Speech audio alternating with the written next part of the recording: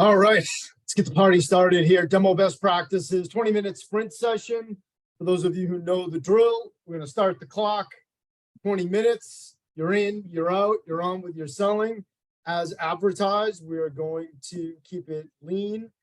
For those of you who are new to this, just quick little rundown, rules of engagement. 20 minutes, we will stop the clock at 20 and we will be done. Lots of hour packed in to this 20 minutes of sprint training. Melanie and I are going to hang around for 10 more minutes afterwards. If anyone has any specific questions, you want us to dive into anything in more detail, fire it into the chat. You'll see the chat here. I got it wrong last week and did the wrong chat. It is here. So jump right in, put your chat questions right in there. We're going to get to them in the order that they're entered. So if you have them as we're running through this stuff, fire it right in there and we'll jump right through. If we don't get to your question, we have a triple session community. You can put it in there. We'll get to it after we close it out here today.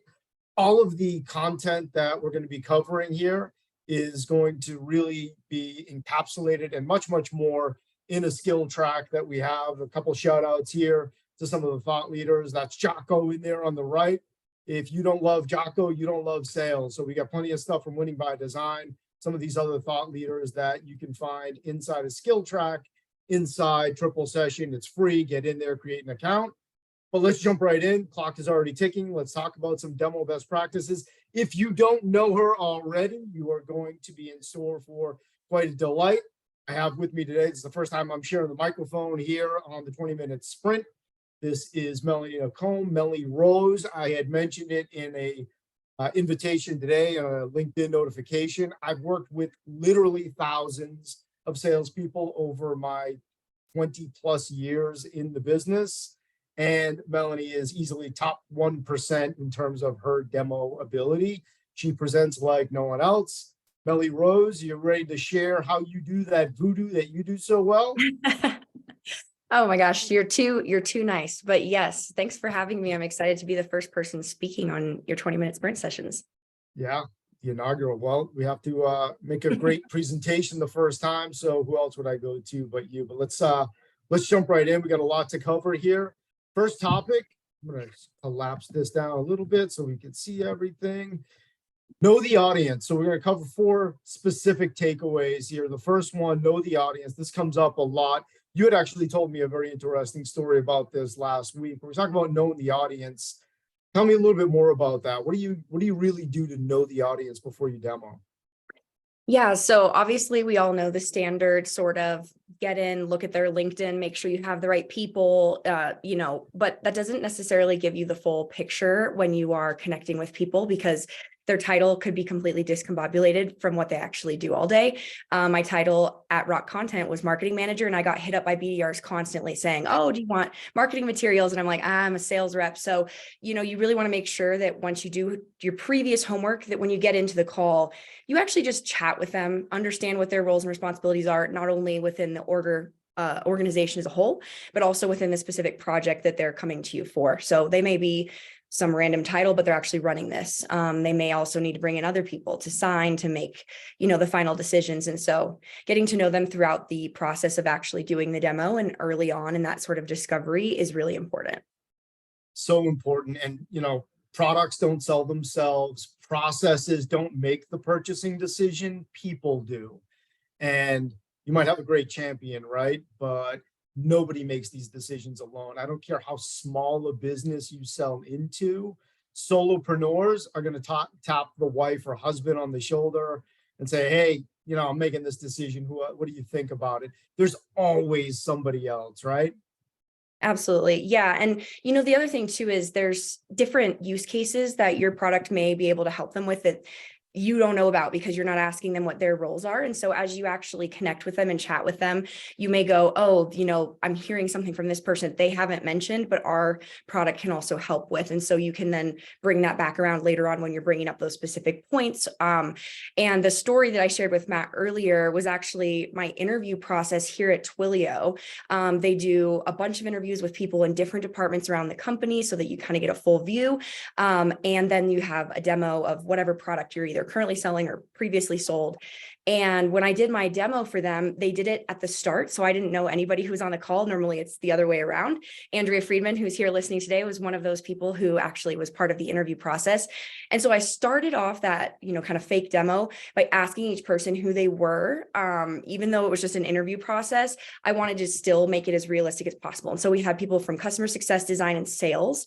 So we talked about what that would look like and what utilizing the tool, which was my previous product, could do for each of those different groups, and try to touch on the things that, made sense for each of them. And so, yeah, you never really know until you start talking with people how you can come in and solve their problems. And you're going to just have to chat with them to know that.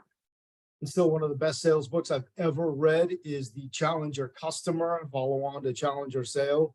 Challenger Customer talks about understanding the buying committee and not going around and getting yeses from anyone, but building consensus and really understanding that conversation that happens behind closed doors when you're not involved. And know the audience. Big takeaway number one here. Takeaway number two, and this is one that I see constantly, even for seasoned reps, experienced reps who have been at it for a decade plus, not tailoring the demo, not using all of that gold that they got in discovery, and really still going back to cookie cutter. What can you tell us about this, Mel? Yeah, and I fall victim to this a lot as well, especially earlier on in my sales years, because you're nervous, so you jump in to do a call and you've learned some script from either a different rep who's doing a really good job, and so you grabbed onto that. You have an actual script you're supposed to run.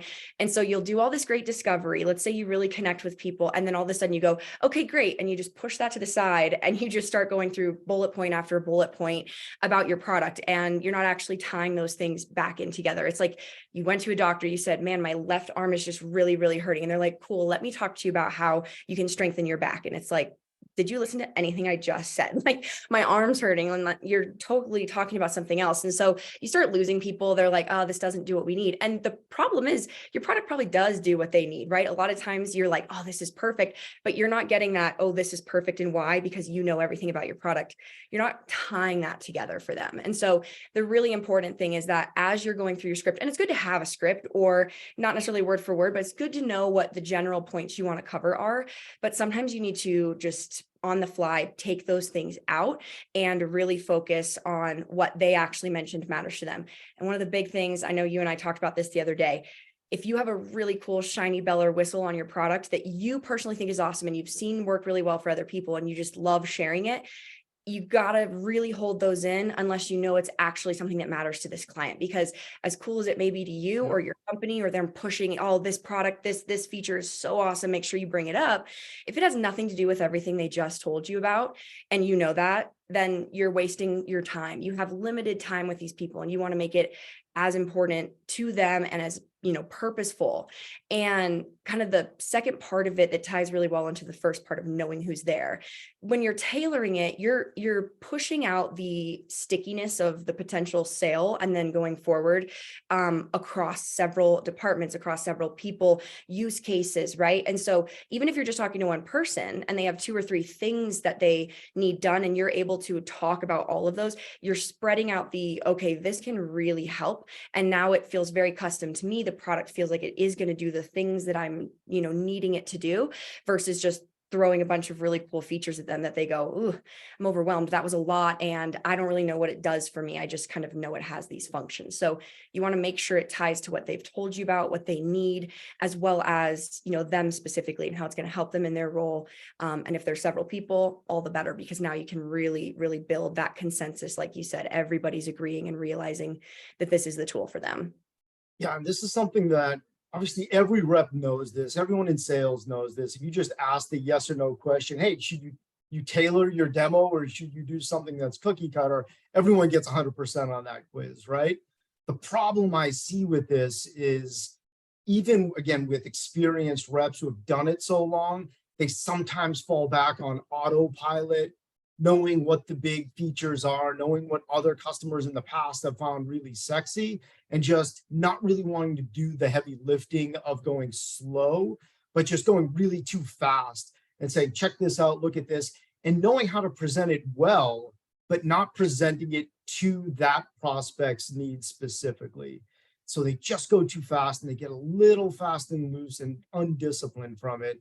And they usually do great discovery. They usually have all the stuff that they need to tailor. They've taken all the measurements, they've done the tape, they've cut everything, but then they leave it on the table and then just go and present something that's very generic and not slow it down and do the hard work of just connecting the dots back to what they learned in that discovery. We used to talk about it all the time. If you really want to present something, you have to earn the presentation by saying the words, you told me earlier, you mentioned earlier, you said that. You have to have those phrases of connective tissue in there. And that allows you to then present something that is customer focused, customer world. Otherwise, yeah, you could be blowing smoke and it might be great to you, but they couldn't care less, right? Right. Yep. And at the end of the day, if it sounds good to you or your bosses, that doesn't mean it's going to sell. So you need to actually do what is making the sales decisions happen versus just what you think is the right thing or what you've been told, oh, just follow this. You want to actually do the things that have results. Yeah, they need to see themselves using your product, using your service. And if they can't see it and you can't help them see that through a tailored presentation, you're lost because they're going to forget 50, 60, 70% of what you present as soon as they get off the demo. Yep. Absolutely. So 2 down, 3 to go. This is one that you brought up that I wouldn't have thought of initially, but after going back to it, spot on, conversational. Tell me what you meant by this when you brought it up. Yeah. So something that for anyone who doesn't know this, I was in speech and debate from time I was 12 till I graduated college. And then, here I am in sales. Makes a lot of sense. It all ties together. And something that we did way back in those days was our speeches were all fully prepared, memorized, et cetera. Right. And you could just tell, even though you knew they were pre-written, you could just tell when people were really owning the material and loved it because it didn't feel like that. It felt like you were just chatting with them. And so the sales demo portion is going to have an element of, I know the things I'm going to say, the phrases I want to bring out. I want to make sure I hit X, Y, and Z, but my company wants me to talk about, but making it conversational where they don't feel like you're just presenting at them, right? Even right now, a lot of your screens are off. You're probably multitasking. I do it all the time. How do you actually connect with people so that they are looking you in the eye and saying, okay, I want to learn this. And you of course have prospects who really want to, so they're really involved. But if they're the ones leading that charge of being conversational and chatting with you and you're kind of like, okay, yeah, okay, the next thing, and you keep going, it's like, don't let those little moments of personal connection stop when you are just, oh, we're business, it's work, right? These people are buying from you. And even though they're in a business sense, they're emotional creatures and people just want to chat and people love chatting about themselves, right? So as you're asking them questions about their job, what they like, their interests, their hobbies, it's more than just oh, Zoom had some issues logging in and what's the weather like where you are, right? Those things are all good and you can kind of, loosen things up. But as you really start connecting with people and they're talking about the issues that they're having, I know I've said this to you when we were back at Rock, marketers especially, they love to tell you all the things that are wrong with their tech stack. I mean, out of anything I've sold to, they're like, everything's the worst and here's why. And I love that because they're very open to being chatty, but especially if you don't have clients that way, you just want to make sure it doesn't feel like you're just presenting. And as a little caveat, the way to make things conversational is not just to say, does that make sense to you? To get them to say yes or no back, right? It's actually asking open-ended questions that allow them to be part of what you're doing, right? Just like a normal conversation. Nobody stands and talks for 30 minutes solid while everyone nods and listens and then the next person talks, right? We're talking over each other. We're interjecting with things that matter to us. So you really got to work on how to make it sound that way. And part of it is just being comfortable knowing they're a human, I'm a human. I'm going to tell them about my product. They obviously have a need. I'm just going to ask them what that is and see if I can resolve that for them. So it's more just really feeling like these are two people talking about something and hopefully the outcome comes out that they want to utilize our product. And if it doesn't, that they can, go find that elsewhere. But we feel like it was just an exchange, not just a download from someone. Yeah, I see this one all the time. I see reps struggling with keeping it conversational. They desperately want the prospect to be talking throughout, ask questions. They'll even preface the demo with, hey, jump in, cut me off, ask me questions throughout in this desperate plea for the person on the other end of the screen. to get involved and be conversational. Oftentimes I've found with coaching reps, they feel anxious about giving a quiz to the prospect. Say, hey, I just presented this. How do you see this fitting into what you're doing today? They feel a little awkward about that. One of the ways that I've recommended getting around that is a mea culpa and taking it on yourself and saying, hey, sometimes, I do this all day long. Sometimes I go way too fast and explain this stuff and it just blurs by. I want to make sure that I'm not missing anything for you. How do you see this fitting in? What kind of impact would you see what I just showed you having on your day to day? And that kind of puts it back on you to say, hey, I just want to make sure I didn't screw up. And then it gives the other person license to say, even if they were, on Facebook or doing their nails or whatever, hey, yeah, actually you went too fast. They can make it your fault and say, yeah, actually I was just taking a nap. Sorry. So yeah, Absolutely.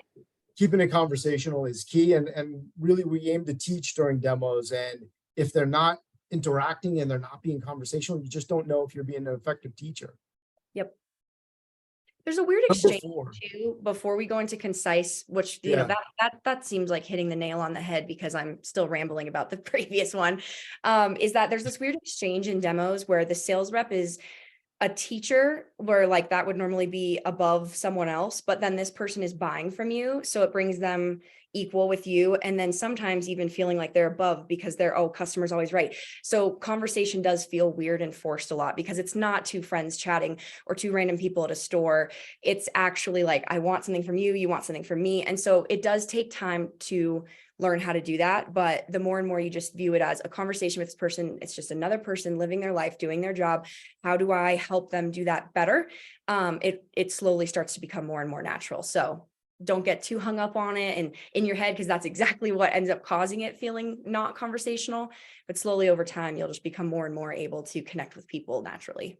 Yeah. And one final point on this, it's a funny anecdote. I used to work with a rep who was extremely literal and transparent about everything that he did. When it was discovery, he would say, okay, so I'm going to ask you about your goals and your processes and the challenges that you have.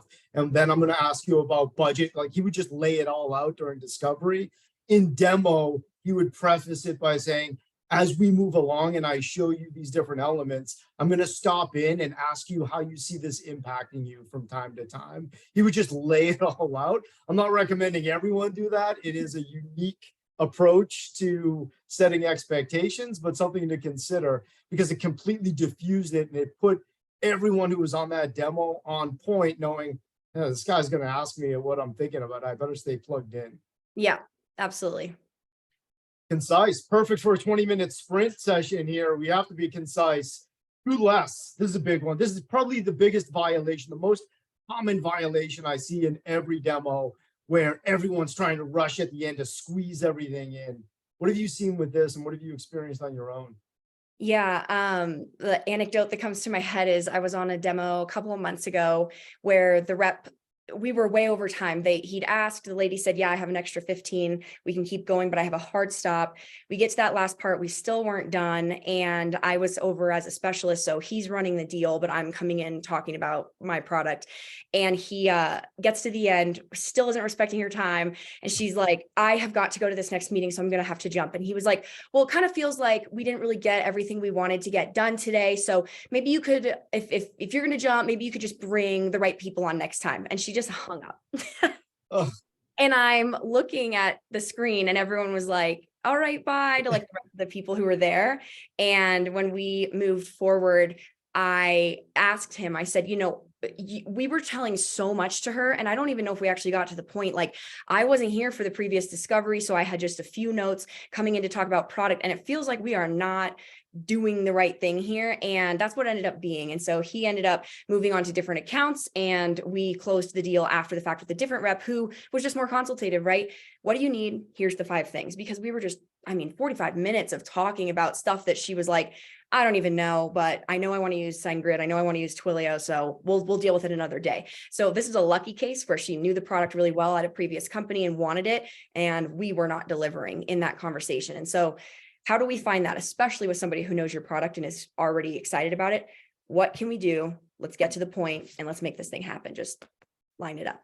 Yeah, and this goes right back to the second point of tailoring the demo. You just have to nail down the 2, 3, maybe 4 things that you're going to show that they take away, and really limit it to that, and leave time on the clock to wrap it all up, set next steps, make sure you have a clear path forward. Don't rush it at the end, because that's where you need to make sure that all of the work that you had just done is going to pay off, and you're going to continue the conversation. So many people don't watch the clock. It just take too much time blabbing on, and they just go on and on and on. Speaking of concise, there you go. That's how fast it goes. 20 minutes right there. We're going to wrap it up. All of this stuff, all of these best practices and tons more are inside Triple Session Skill Track on Demo Best Practices. You're going to get all of this stuff. It's more than an hour worth of content broken down into more than 12 sessions. Get in there. It's free to set up an account. Jump into triplesession.com. These are the thought leaders that have contributed to all of those sessions that are in there. If you were taking notes, great. If you weren't, don't worry about it. You're going to get a 1-page PDF in your inbox that summarizes all the stuff that Mel and I just went over. Mel, thanks so much for the time here. We are going to have our next session next week with Dave Barron. He is going to be joining us to talk about how the core criteria of going from a rep to a manager, everything that he looks for when he's hiring and promoting people up. I just put the link to that session in. So if you are a rep looking to get promoted to manager, jump into that one. If you're a manager looking to eyeball that next successor in your stable, stay tuned. Get in that one next week. And that's it, 20 minutes. We're going to stick around for 10 more minutes. Mel and I think that we have a few questions already queued up. Let's check it out and see who's here. Check new enterprise master. What do you think about kicking off a demo with a deck of a few slides? That is from your Willio colleague, Andrea. Kicking off a demo with a few slides. You want to take that one first? I have a couple strong opinions. Yeah, I'll give my thoughts on it and then I'll let you go from there. So I've seen it done both ways, and for me personally, I do not like putting together slides. I like to think I'm good at it. I like to put all the graphics and make it all cute and all this, right? But for me, no one's really looking during a demo, right? I'd rather do it this way. And the way that we used to explain it for Matt Doy and my other friend, Andrea, and I came up with a little term we call blurting, business flirting, where you are just connecting with this person and chatting with them so much that they're talking. I've never seen people talk more on a demo than when Matt is demoing. People are just engaged because he's talking. He's not like, here's a 50,000, slide. You just saw the slides. There's like a 1-word thing just so that you kind of know what we're talking about, keep everyone on track. But I personally prefer to jump into the products now. Obviously, sometimes there's products that are really complicated. My favorite thing is to never get in the product at all and be explaining it to them and understanding their use case, talk so high level that we're really telling them what it does. I don't need to show you like, oh, look at this cool toggle button in this one. Now, if we're doing a developer demo, obviously that's different, but the initial sales calls, what the product does, very high level in the portal, way more before doing slides. Personal opinion. I know people have different ones, so I'm curious what yours is, Matt. Yeah, I really like, and I have found really helpful one slide. And that one slide is the agenda slide. To really have it in writing right there. You're going to run through it verbally, but have that stuck on the screen. So when you're doing the meet and greets and you're asking everybody who they are and what their roles are, and really making some of that conversation, they can see that agenda. They know what's coming next. It diffuses a lot of the anxiety of what did I sign up for? How am I going to spend the next 30, 45, 60 minutes?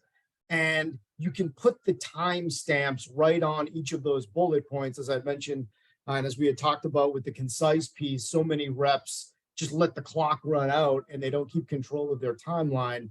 In that agenda slide, you can say, okay, we have to complete this by this point, this by this point, this by, and then you could put in the last 5 minutes, we're going to set next steps from here. So you can keep everyone on point and make sure that you are delivering a really well-structured presentation. And it sends the message that you're a professional, that you've done this before, you've got it crafted, you are going to structure and lead the conversation from there. But beyond that, like credibility slides, here's all the companies, the logo slides, things like that. I tend to put those away. The brag sheet, I leave those off. I know a lot of salespeople and a lot of processes like that. I don't, and I've never found value in it, and that's personal opinion. I know That's some more of like an people have. investor pitch. Like if you're pitching to an investor why they should, give you money for this business, you want to really build up why you built it and what's going on. But for someone who's buying it, like I don't care that you have all these cool accolades unless it's very specific to my use case for some reason where I say I have this thing that you wanted me to have, right? So in general, yeah, all of those feel a lot like fluff. And if I may share a story about us, Matt, we were demoing a company back in the day, and we both learned a lot from this deal, which we ended up closing, and it was really exciting. I think our biggest deal together at Rock. And the first few calls, I think we had like 4 calls with them before we even had an actual presentation of price or any sorts of slides. And the first go at the slides, we had a tremendous amount within them because there was a tremendous amount to talk about. And I wanted to scale it back. Originally, we said, let's keep it in. And about halfway through, if you'll remember, Lisa goes, okay, take a pause. Let's cut all this out. Like, I need to know the bare bones. And so I just remember thinking, we put so much work into all of this. They'd asked kind of for it. And here we are when they're saying like, it's not, we don't need any of it. And so we scaled it way down, I think like 5 or 6 slides. Here's the 5 points. And then, deal was closed like a week later. And so that's kind of always stuck with me, that there is a less is more element. And you can follow up with all those slides if you really feel led, attach the PDF and send it over if you think that content is going to be useful and people are going to look at it. But in an actual conversation, especially when you're doing a final pitch or any of that, it still should be really succinct. We used to call these voting issues when we were debating. After the whole round was done, hour and a half of speaking, different people on both sides, you all had like 2 minutes to say your final kind of thoughts. And in those 2 minutes, 2 to 3 voters, where you would say, and we would straight up, like your colleague you mentioned before, we would say, these are the voters today, 1 and 2 and 3. And I was always all frilly. And I'd say, all of them have a letter or a B or something, so it's easier to remember. And then you follow up with that in an email and it's like, oh yeah, she said XYZ and here's XYZ. And it kind of ties it all together. So how do you lump it down for people to remember what you want to make sure they take away? Because they're only going to take away a handful of things. And your really cool slide you spent 30 minutes on is probably not going to be one of them. Yeah, and regarding slides, a lot of this is sales process specific. So we were running a very enterprisey sales motion where we have the luxury of working with a champion. There were going to be multiple presentations. We can get feedback and really customize that. I've worked in sales processes where you're demoing like 5-6 times a day. And in those very fast, where you run discovery on the same call as a demo. And you just don't have the luxury of customizing and pulling it all together and really having that really customized approach. In those scenarios, you kind of have to have the slides queued up and ready to go and be agile to know where do you go and where do you cut out in the moment. So a lot of this is specific to the kind of sales motion that you're running and how fast it is and how much customization you're able to have. If you are running a mid-market or enterprise sales process, use your champion, get your feedback, get your champion to review your deck before the demo. Even if there's just one demo to the group, it doesn't have to be the only time you have that conversation internally. Get your champion to give you some feedback along the way. Yeah, absolutely. Especially because if their boss loves slides, then hey, great. When he's on, I'll make sure it's real extra. But, if they say, oh, we never use slides internally, my boss hates them, great. Also good feedback. You throw the one up with the agenda and you move on with your day, or you don't do it at all. So again, comes back to that personalization and understanding what they are going to be looking for and what's going to speak to them. That's it. Well, that does it. Clock's run out. Thanks so much again, Melanie, for joining us here on our inaugural group 20-minute sprint. Again, everyone here, take a look at your inboxes. You're going to get the 1-page PDF that summarizes all this. Jump into the skill track. Next week, we're going to be talking about going from rep to manager. Yeah, this was great. Thanks again so much, Mel. Thank A lot of you learnings here. for having me. Bye, everybody.